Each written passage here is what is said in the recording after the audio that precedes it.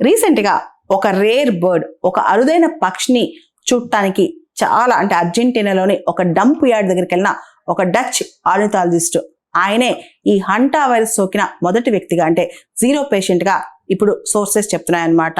ఆయన తన భార్యను తీసుకుని ఒక రేర్ బర్డ్ ని చూడటానికి వెళ్ళారంట అర్జెంటీనాలోని ఉషువాయా అనే ప్రాంతానికి. అక్కడ ఒక డంప్ యార్డ్ దగ్గర ఆయన ఎలుకల ఎక్స్క్రీటా స్మెల్ ద్వారా అంటే ముక్కు ద్వారా అతని బాడీలోకి వెళ్ళినట్లు కథనాలు చెప్తున్నాయి అన్నమాట. హంటా వైరస్ కి ప్రధానమైన వాహకాలు అంటే మెయిన్ క్యారియర్స్ రోడెంట్స్, ఎలుకలు అన్నమాట.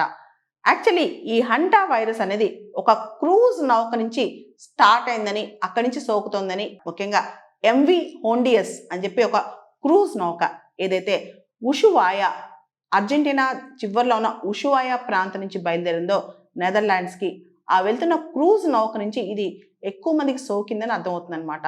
ఈ క్రూజ్ నౌక ఏదైతే ఎంవి హోండియస్ ఉందో దీనిలో దాదాపు 149 మంది ప్యాసింజర్స్ ఉన్నారు, 8 మంది క్రూ మెంబర్స్ ఉన్నారనమాట. ఈ క్రూజ్ షిప్ లోపల ఉన్న ప్యాసింజర్స్ కి ఎక్కువగా ఇది సోకి బయటకు వచ్చిందని అంటున్నారనమాట.